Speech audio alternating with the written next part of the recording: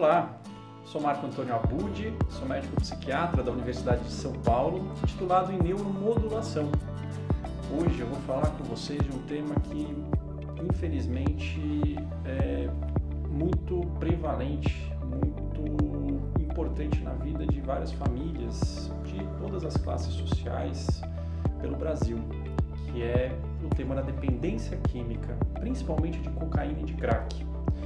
Esse tema, a ideia de fazer esse vídeo para vocês veio de uma participação que eu fiz no programa Super Pop, apresentado pela Luciana Gimenez, há algumas semanas atrás. Nesse programa, o tema da dependência química, de crack, principalmente, foi abordado com a história do ator Marcos Pagé, que interpretava o palhaço Bozo na década de 80. Eu fiquei bastante surpreso quando me chamaram para fazer essa participação, para falar desse assunto. Eu trabalhei durante um tempo no Hospital das Clínicas, na enfermaria de álcool e drogas. Eu trabalho agora na Universidade de São Paulo com esse tema, né? E eu fiquei chocado porque eu assistia muito Bozo, eu gostava muito de ver. Ele foi o primeiro intérprete e aquilo me surpreendeu saber que ele passava por esse problema. No Brasil, estima-se que haja o maior mercado consumidor de crack do mundo. Uma recente pesquisa feita pela Universidade Federal de São Paulo, a Unifesp, eles conseguiram perceber que entre os estudantes, cerca de 2% já tinham experimentado cocaína uma vez na vida e 2 entre cada 100 estudantes já tinham experimentado crack. E o crack é uma das substâncias que mais causa dependência. Até 70% das pessoas que usam algumas vezes vão se tornar dependentes. Vamos entender um pouquinho como que essas substâncias agem no nosso cérebro e como que é esse mecanismo da dependência? E o mais importante, aonde que a gente pode atuar para ajudar essas pessoas a sair dessa prisão? Vamos dar uma olhada nessas imagens. Bom, vamos dar uma olhadinha aqui nessa imagem que está aqui no computador. Essa seta vermelha é o nosso circuito de recompensa e prazer no cérebro. Como é que ele funciona? Esse circuito ele é estimulado quando a gente está em contato com coisas que são muito importantes e prazerosas para a gente, para a nossa sobrevivência.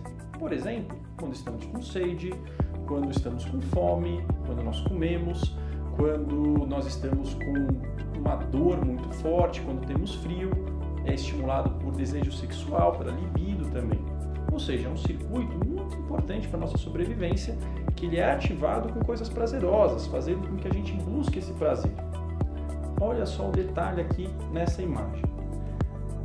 Essa região que tem esses pontinhos amarelos, que fazem parte do circuito de recompensa e prazer, principalmente essa região que nós chamamos de núcleo accumbens, é uma região que ela é diretamente estimulada quando o indivíduo tem contato com a cocaína e com o crack. Eles ativam diretamente essa região de uma forma muito intensa, muito poderosa, muito maior do que as outras coisas do nosso dia a dia ativam, do que as outras coisas importantes e prazerosas. Isso é muito eficaz, é muito específico. O que começa a acontecer?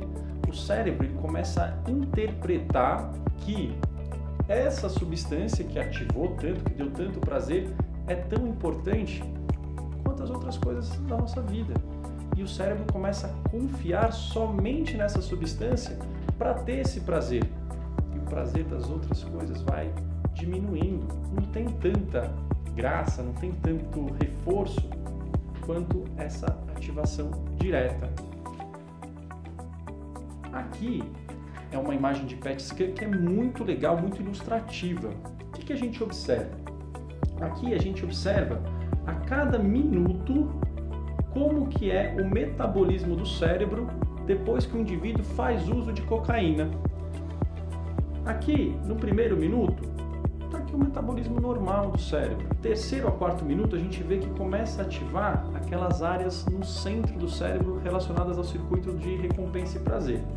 E a ativação ela vai aumentando até que chega num pico aqui entre 7 e 8 minutos. Isso daqui, na verdade, é um usuário de crack. O crack é uma das drogas mais rapidamente absorvidas e que o efeito cai mais rapidamente. Quando o indivíduo ele fuma um cachimbo com uma pedra de crack, em média demora 10 segundos para aquela substância chegar no cérebro e o efeito dura em média 8, 10 minutos. A cocaína, tanto inalada quanto outras formas, também é muito rápida. Menos rápida que o crack, mas muito rápida. Em geral, a cocaína inalada ela demora cerca de 30 segundos para chegar no cérebro e o efeito dura em torno de 20 minutos. E olha só o que acontece quando o efeito passa. Ó, pode perceber que a ativação vai começando a diminuir e não é só a área do circuito de prazer que começa a ser consumida. A ativação de outras áreas do cérebro, principalmente dessa área frontal, que é a área que controla os impulsos, que consegue se planejar, que consegue resolver os problemas. Olha como é que ela está depois de meia hora do uso. Está tudo diminuindo. Então, é como se a droga ela sugasse a capacidade vital, cerebral do indivíduo. Vamos dar uma olhada na outra imagem. Olha só que interessante e impactante essa imagem. Aqui, nessa primeira linha, nós vemos um cérebro de um indivíduo que não fez uso de substância.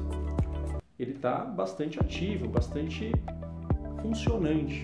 Aqui é um usuário de cocaína que está há 10 dias sem usar, ou seja, ele ficou 10 dias sem usar, ele era um usuário crônico. Olha como é que está a função dessa parte aqui da frente, está diminuída. Ou seja, a capacidade desse indivíduo de controlar os impulsos e lidar com situações difíceis na vida dele está diminuída. E uma vez que ele não consegue lidar com essas situações difíceis e sente muita fissura, o cérebro pede a droga, a chance dele recair é muito alta. E olha aqui o mesmo indivíduo depois de 100 dias sem usar cocaína. Melhorou aqui, não melhorou? Só que ainda está muito diferente do que é um cérebro de um indivíduo que não usou. Ou seja, o cérebro ele é capaz de se recuperar, ele é capaz de fazer novas conexões, só que para isso precisa de um tempo de abstinência. Os tratamentos, para essas condições, eles visam o quê? Ajudar a pessoa a lidar com a vontade que vem e ajudar a pessoa a estimular essas áreas da frente do cérebro, que vão fazer com que o indivíduo consiga conquistar outras coisas importantes. Coisas relacionadas à produção, coisas relacionadas a relacionamentos, família, filhos, coisas que são valores na vida de todos nós. Que esses indivíduos também têm, só que eles são prisioneiros desse prazer. Tem um estudo muito legal feito lá no Hospital das Clínicas, lá no Instituto de Psiquiatria, que eles conseguiram estimular essa área, essa parte frontal, através da estimulação magnética. A estimulação magnética faz com que essas áreas fiquem mais ativadas, mais ricas. Isso faz com que o indivíduo consiga pensar mais antes de usar e controlar o impulso, ou seja, ele consegue decidir por não usar. Reduz muito a fissura. A gente observou nesse estudo que 80% dos pacientes tiveram uma redução importante de fissura. O tratamento não envolve só a estimulação magnética ou medicação, envolve toda uma rede, principalmente em terapia, orientação familiar, para que a gente consiga fazer com que essa pessoa possa retomar, se reerguer, reconquistar a vida dela. E o tratamento é possível sim. Bom, esse é o recado de hoje, é um tema super impactante, super importante. Imagino que vocês tenham várias dúvidas ou conheçam alguém que está passando por uma dificuldade e eu gostaria muito de que vocês se manifestassem, lessem, soubessem mais informações. A informação sempre ajuda e qualquer dúvida, por favor, mande uma mensagem aqui no canal. Hoje nós ficamos por aqui, até o próximo vídeo. Espero que as informações tenham ajudado muitos indivíduos e muitas famílias. E até a próxima.